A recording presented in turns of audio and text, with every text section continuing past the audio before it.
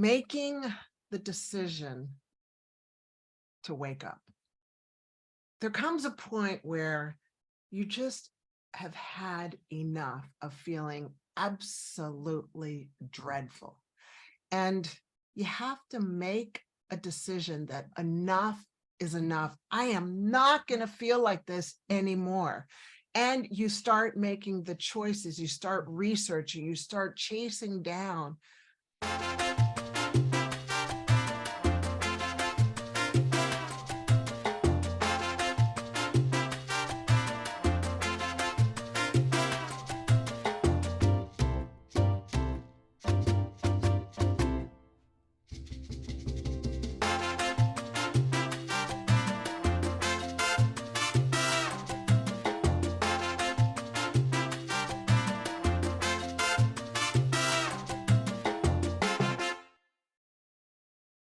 Hello, everyone, and welcome to another episode of the MD and Chef Team Show. Chef Michael here, your culinary nutrition expert. And of course, today I'm joined by my beautiful wife, your doctor on a mission. Hi, everyone. Welcome to the MD and Chef Team. So glad you're here. I'm so excited to be talking to you with Michael about the topic today, which is taking control of your brain health.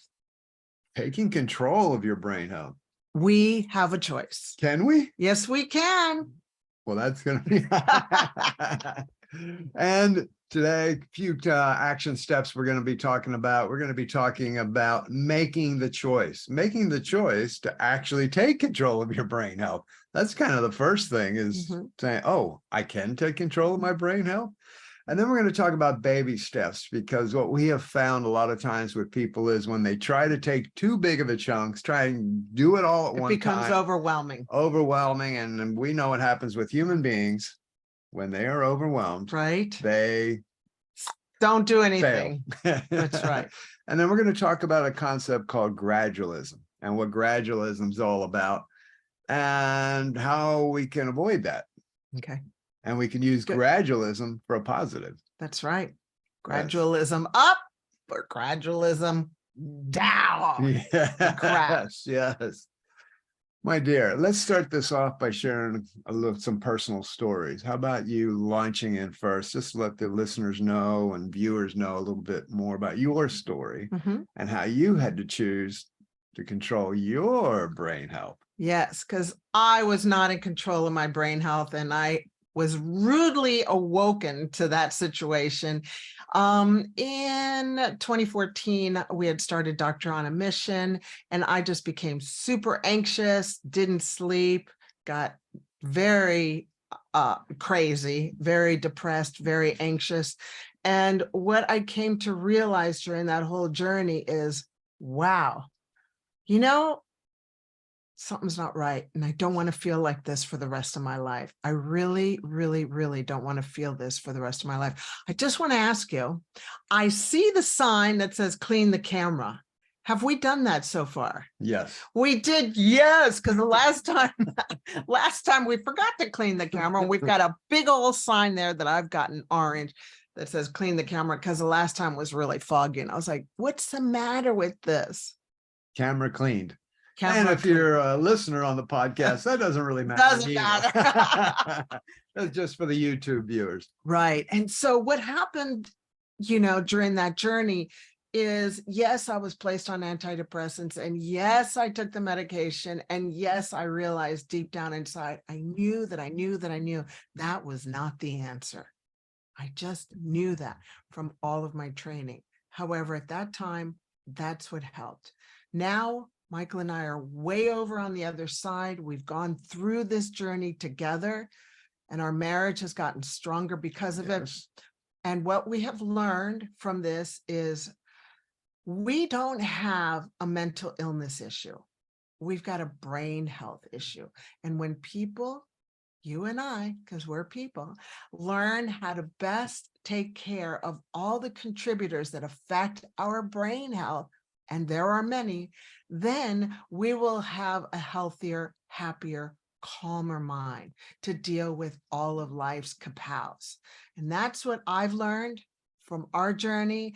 And yes, I'm on the other side, thankfully alive and off the antidepressants and onto a better way of living. Now, please understand, can I start going down the drain? Yeah, I sure can, if I allow that to happen. And we'll be talking more about making the choice to being in control of your brain health. So you've really got some experience with taking control of your brain health. Yeah.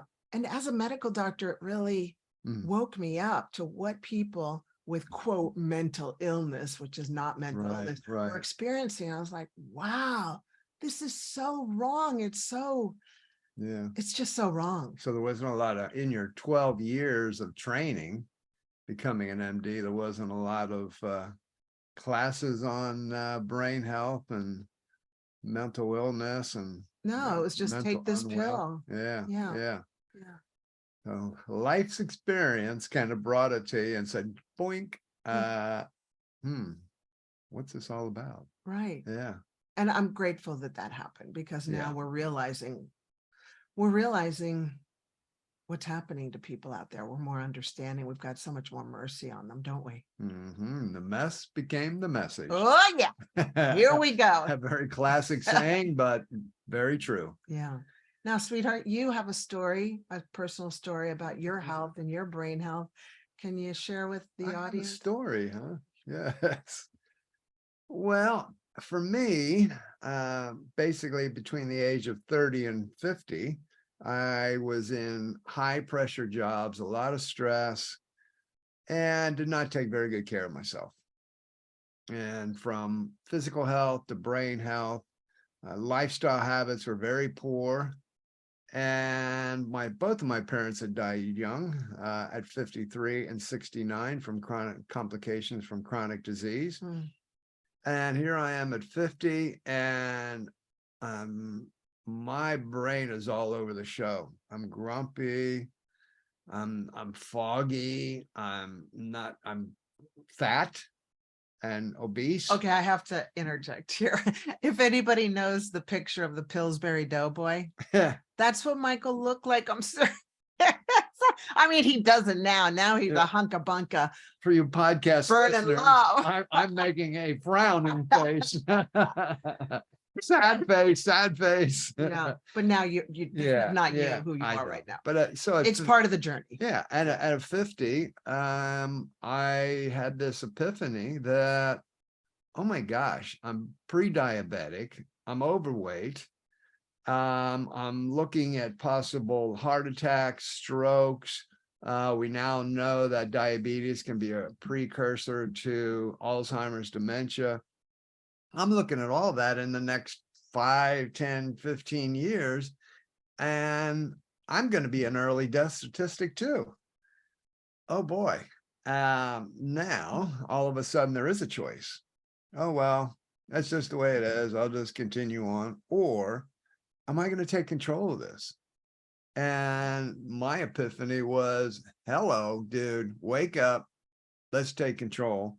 And that started my journey over the last 15 years of taking control of my brain health, taking control of what I was doing, and then sent me down the path of researching, getting my own coaches, and learning how did I get there in that 20-year span between 30 and 50, where at 30, I was in, decent shape for a 30-year-old, as you can be, because I was only 30.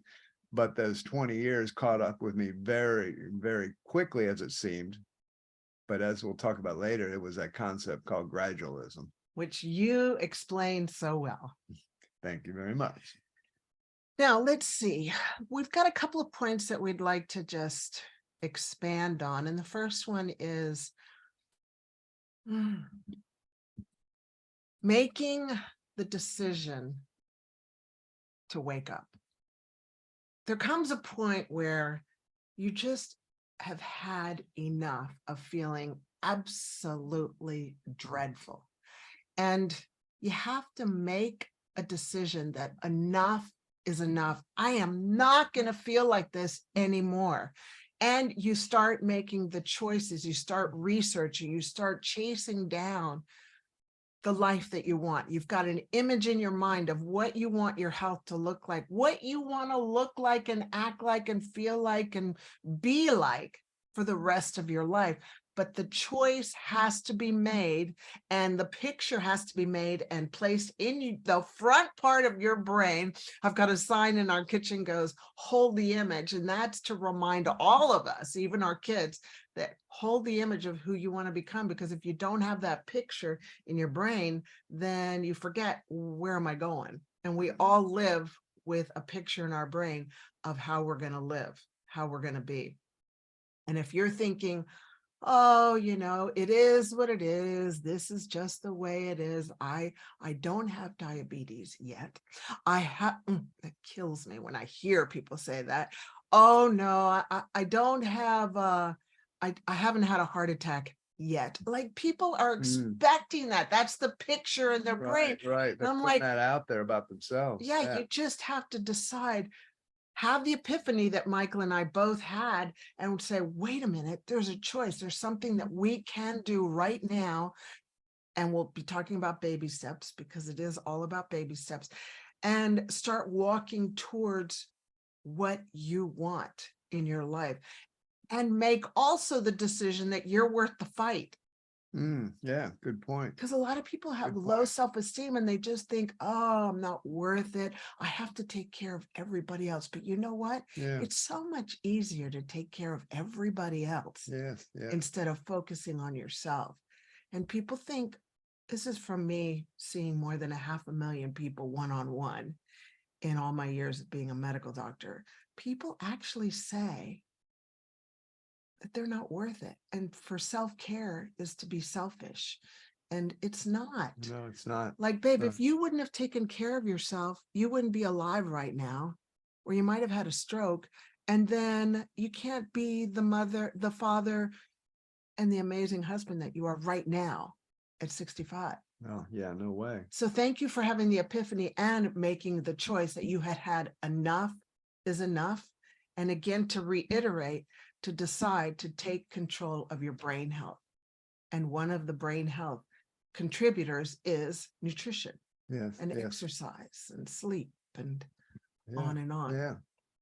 I was just checking our notes, because we wrote down a phrase that is so apropos, shall I say, for this, is there's a time when we need to actually come to ourselves. I came to myself at 50, meaning that I came to a point where I said to myself, this is not who I want to be. And I had to come to myself to actually, the old look in the mirror type thing, to say, who do I want to be? And as you said, hold the image of who you want to be, not this thing about, oh, well, I haven't had this happen to me yet. Oh, well, oh, how are you? Well, somebody mentioned something about so-and-so had a heart attack, or this person had a stroke or whatever.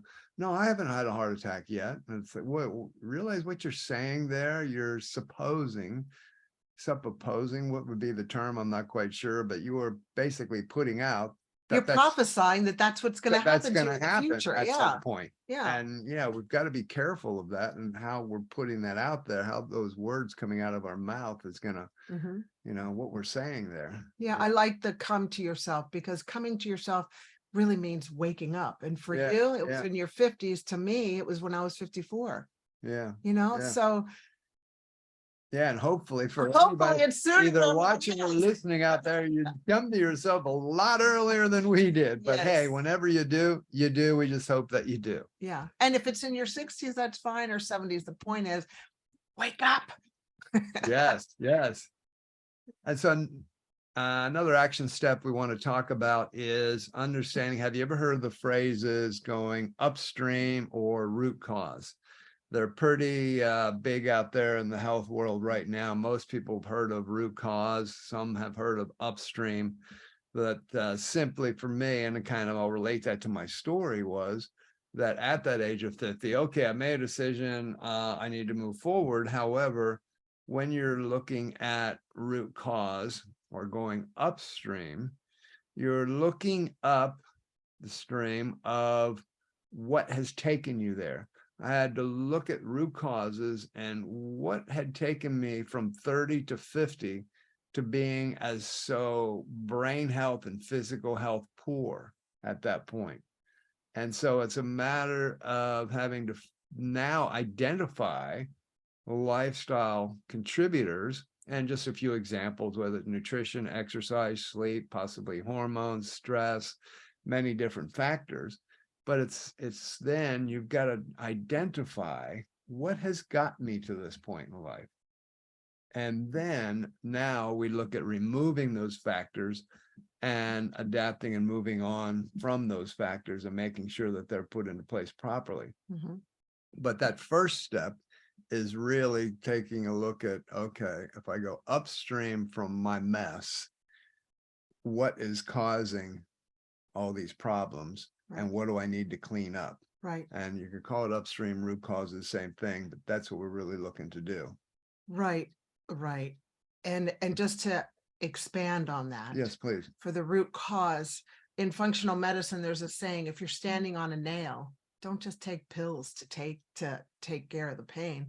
Get your foot off the nail, pull the nail out. That's a good one. Yeah. That's the root, Yeah. that's the root The cause. root cause is the nail. Yeah, the root cause is the nail. Get rid of the nail. Not Get the rid pain. of, get rid of the way you're eating so that you can prevent having heart attacks. Get rid of the way you're living and change it so that you can have a better life. Root cause, if you also think about it, is we're all farmers. You and I are farmers. And if we plant a seed of poor health, then the fruit of that tree is going to be poor health. Mhm.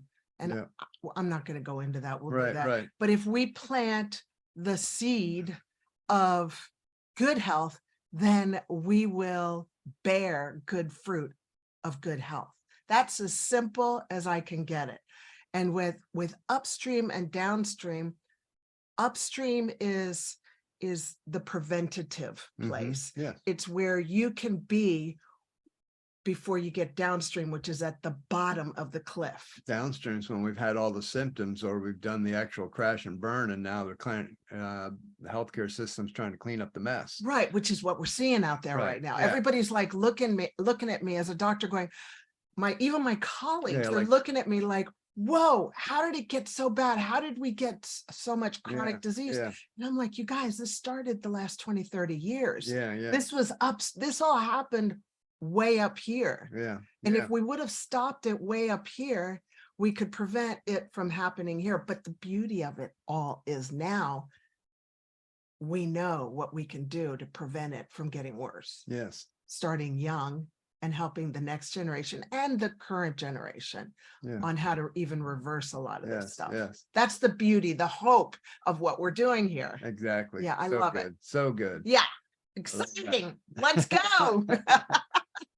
Hey, so next kind of action step we want to talk, not kind of, but action step we want to talk about is baby steps. Baby steps. Oh, come on. Come Baby steps. I on. want to go. I know. Go. Let's go. That's my speed. That's human beings.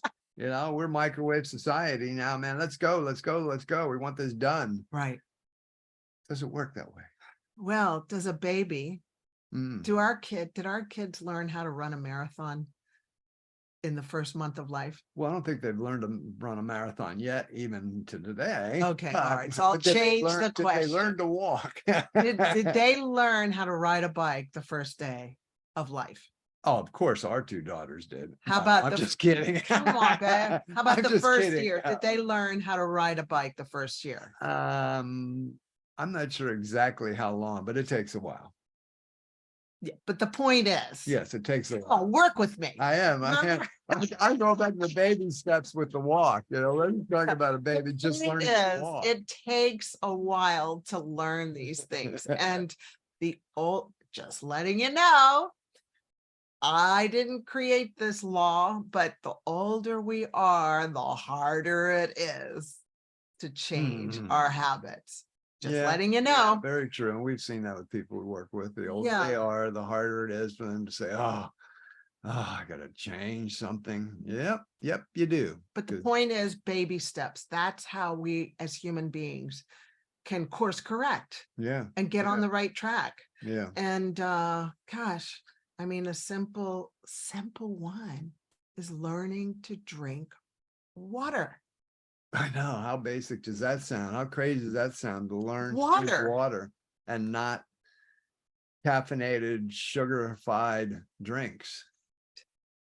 Does that blow your mind how people are like, I it blows my mind, but that's where we have to start with ourselves. We had Yeah. to get there. We yeah, had to get there yeah, because we were drinking energy drinks, hon, and coffee and tea back Yeah, when we yeah, were at that age, yeah, you know, yeah, it so was, yeah. the key is baby steps. Well, That's and may I say with that one too, is it does seem so simple learning to just drink water all day instead of sugary caffeinated drinks. And we think, well, isn't everybody doing that? Well, actually, we know not, only because when you and people come to us with right. things, one of the first things we talk about is hydration. And I would say definitely 100% true for sure. 9 out of 10 people are, oh, I drink a couple cups of water a day. And it's like a couple cups, Whoa. and then they talk about all the other things. And I know you as a frontline medical doctor with all the clients you've seen, 500,000 people face to face, and still to this day are seeing. When you see all these problems and you ask somebody about how much, what are you getting any hydration? What are you drinking water? And they start running through all the stuff that you're drinking. And you're like, well, none of that is water. I mean, you drink, oh, I don't like water. Well, Guess what? Your guess body what? loves water. Yeah, your body, yeah, will love it, will enjoy it, will need it. Do you put Demands that your body demands that your brain health demands you drink water exactly? enough. Yeah. And do you put cement in your petrol Yeah, tank? exactly. You know, no, Yeah. you put the right stuff to get it moving to work, right? Yeah, yeah, I know. Or It's do we just, put energy drinks into our gasoline tank? yeah, or What else? Maple syrup into our gasoline yeah, tank, all that. or high fructose corn syrup into our Yeah, petrol tank. No, of course we don't, no. because it's not going to work, right? It just seems when we're talking about it now, and maybe as a viewer or a listener, you think, well, of course, drink water. That's not but we know, like I said, 90% of people are dehydrated. They're not getting enough. So that's a very basic thing. And when you talk about baby steps, I mean, even just recently, I'm working with a couple in cognitive decline with Alzheimer's, and I just gave them a step this week to work on hydration, because there was so many things they needed to work on, but I knew it'd be overwhelming for them. They are of a mature age. 70. Yeah, 70 plus. I knew it would be too much for them. And I just gave them, actually, I gave them 2 tasks this week, but one of them was to work on their hydration because they weren't getting any hydration to feed their brain, Right.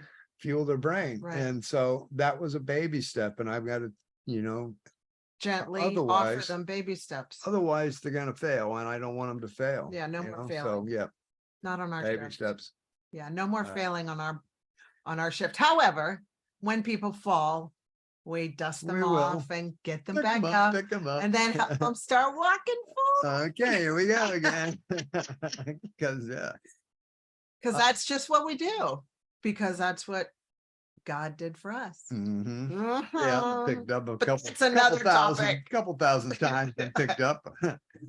Okay, hey, the next action step we want to talk about is gradualism. And what's gradualism all about? Well, gradualism is what happened to me over a 20-year period between the age of 30 and 50. My health during that time did not go down in a week. It didn't go down in a month. It didn't even go down in a year or 5 years. Over a 20-year period, it gradually got worse and worse and worse. And yeah, the crazy thing is you don't notice it until when you decide to notice it. And Well, when you come to yourself, when you come to because it yourself. hurts bad enough. Yeah. Which unfortunately happens for most of us human beings. The problem is when you come to yourself, hopefully you haven't you're not the ambulance at the bottom of the cliff type of person where, okay, we'll try and bring you back, but it's going to be really hard now. So the key is to see that coming way before you get too far down. And so for me at 50 was the time where the gradualism had caught up enough where, you know, when you did the old look in the mirror and I could see the look on your face, like, oh my gosh, is this still my husband? What's happened to this guy? Where's my husband? You know, what's happened to this guy? And I was able to see that myself. And so just understand that we might think we're okay day by day, even year by year, but we definitely got to be coming to ourselves and checking ourselves on gradualism. And gradualism can be positive. Over the last 15 years, I'm younger now at 65 than I was at 50, which sounds crazy, but I've reversed my biological age, my physiological age, so that now I'm younger than I was at 50. But I didn't do that in a week or a month or a year. That was over a 15-year period of gradually getting better and better and better and better every day. And yes, is it a total straight line up? Absolutely not. There's some times where it isn't that good, but over time, gradually that line of quality brain health went up and up and up. And so gradualism can work negatively or it can work positively. We just have to be aware that it's there every day of our lives because we're building on that gradualism with the daily habits we make every day. I mean, another way you could call it is slight edge. There's an amazing book out there called Slight Edge. It's another way of putting it, but it's going to happen. One way or the other. One way or the other. Right. Because nothing is straight. Nothing that, yeah, health is not linear. It's not like our health is exactly the same a year from now as it is right now. It's either going to be slightly up or slightly down, but it's never exactly linear. Correct. And so when we're aware of it, then see, now I'm aware of my daily habits.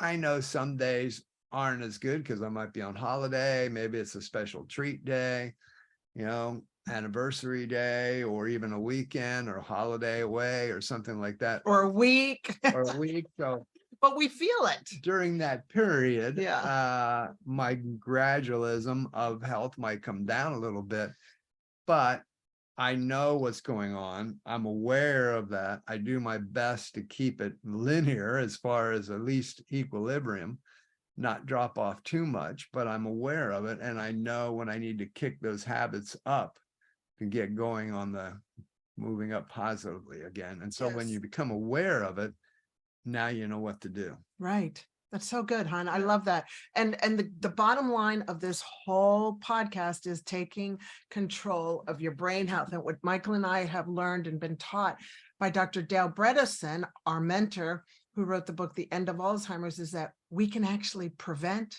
and even reverse early Alzheimer's. Okay. And we can even reverse all of the brain health issues that we're seeing out here. But the key is you got to start working on it. And to prevent cognitive decline, to prevent Alzheimer's, the work actually starts in our 40s and 50s. You see, we've got clients right now that are with us that are in their 60s and 70s that are already showing signs of cognitive decline, of Alzheimer's. And what we encourage you with this podcast is to understand that you can prevent having Alzheimer's. If you've got a family history of it, or if you're concerned that, wow, I'm forgetting people's names, or I don't know why I walked into the room, or I'm not as clear and my memory isn't as good, then reach out and touch us and ask us about the pre-code, the Preventing Cognitive Decline Protocol. It works. We love it. It's showing people hope that they can take control of their health. Because you know what? We're supposed to be thinking clearly until our last breath here on earth. Yes, yes. That is something that people don't really understand yet, because that's not the story out there. The lie is it's normal to have senior moments. So that's what I love about talking about this, taking control of your brain health, because you got the power. You got the power. You got the power. Yeah. And the same thing with other brain health issues, anxiety and depression, overwhelm, all those emotional feelings that, you know, if you take control of your brain health and start now to make those action steps happen, that you can prevent that from happening to you, or even reverse some situations, which is what happened to you, where you needed to basically say, okay, I've gotten here. Right. I've got to figure out how this doesn't happen again. I mean, you could call it reversal, but it's like, okay, how do I not have this again? You're preventing it from going further. And off the cliff. Yeah. Yeah. Yes. Yeah. All righty. Well, another episode of the MD and Chef Team Show. Your nutritional chef Michael here, along with functional medicine Dr. Isabel, the MD and Chef Team Show. We are so happy that we were able to come to you today, whether it's on video or audio, wherever you were able to access it. We love you. We appreciate you. If you enjoyed today's episode, please share it out there to friends and family. We hope it will make a difference and serve you well. And go out there and be your best and take control of your brain health. Thank you, everyone. Bye-bye. Bless you. Bye-bye.